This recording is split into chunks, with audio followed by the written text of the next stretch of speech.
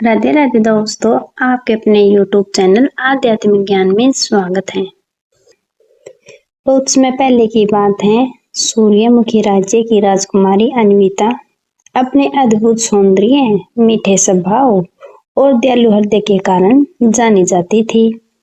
वह सोने चांदी के गहनों से ज्यादा लोगों के दुख दर्द को समझने में आनंद पाती थी। जब वह राजमहल की गलियों से गुजरती तो गरीब किसान, अनाथ बच्चे और बीमार वृद्ध सभी उसकी मुस्कान से जैसे जीवन पा जाते थे। राजा चंद्रपाल और रानी सुधा को अपनी पुत्री पर गर्व था। अन्विता बचपन से ही न्यायप्रिय और निडर थी। पड़ोसी राज्य का राजकुमार वीरेन उसकी चर्चा सुन सका था। न केवल उसकी सुंदरता की बल्कि उसकी बुद्धिमत्ता और करुणा की भी। वीरेन बहादुर, शिक्षित, सम्मानित राजकुमार था। उसने विवाह करने का प्रस्ताव भेजा तो राजा चंद्रपाल ने अपनी बेटी अन्विता से उसकी राय पूछी। राजकुमारी अन्विता ने हल्की मुस्कान के साथ स्वीकृति दे दी थी। विवाह की तैयारियां पूरे जोर शोर से शुरू कर दी गई, लेकिन इसी खुशी के बीच में अंधेरे में छुपी एक काली ताकत जलने लगी। एक राक्षसी थी दुष्ट, जिसका नाम था मायरा, जिसे पहले स्वर्ग की एक देवी का स्थान प्राप्त था, लेकिन उसके छल, ईर्ष्या और क्रोध के कारण वह पतित हो गई थी। मायरा सुंदर और सम्मानित स्त्रियों से घृणा करती थी। जब उसे पता चला कि राजकुमारी अन्विता जैसी रूपवान और गुणी कन्या का विवाह एक योग्य राजकुमार से होने जा रहा है, तो उसके मन में द्वेष की भावना जल उठी। उसने ठान लिया, मैं उसके रूप को ही उसका सबसे बड़ा श्राप बना दूंगी। विवाह से ठीक एक रात पहले जब अन्विता अपने कक्ष में बैठी थी तो अचानक काले बादल उमड़े और भयानक छाया कमरे में उतरी। मायरा की आंखें अंगारों जैसी लाल और आवाज में बर्फ जैसी ठंडी थी। तुम्हारा यह रूप गर्व नहीं, तुम्हारे लिए अभिशाप बनेगा। अन्विता कुछ समझ पाती इससे पहले ही मायरा ने उसे श्राप दे दिया। अगले दिन जब अन्विता ने आईना देखा तो उसका चेहरा विकृत हो चुका था। नाक टेढ़ी, ओठ मोटे, त्वचा झुर्रियों से भरी। वह अब एक सुंदर राजकुमारी नहीं बल्कि एक कुरूप स्त्री लग रही थी, जिसे देखकर महल की सभी दासियां डरकर भाग गई थी। अन्विता ने लाल चुनरी से चेहरा ढककर मंडप में प्रवेश किया। वीरेन मुस्कुरा रहा था, लेकिन जैसे ही कन्यादान के समय अन्विता ने घूंघट हटाया, मंडप में सन्नाटा छा गया।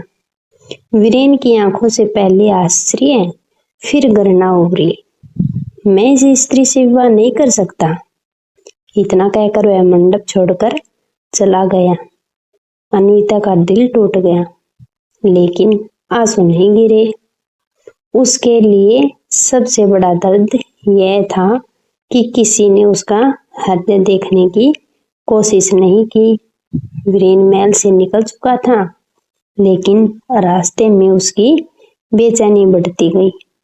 उसे अपनी माँ के शब्द याद आए, सौंदर्य स्निग्ध है पुत्र, सदा प्रेम आत्मा में उगता है।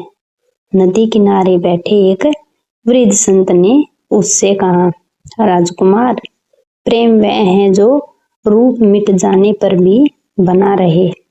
अगर तुमने उसकी आंखों में सच्चाई नहीं देखी तो तुमने कुछ भी नहीं देखा।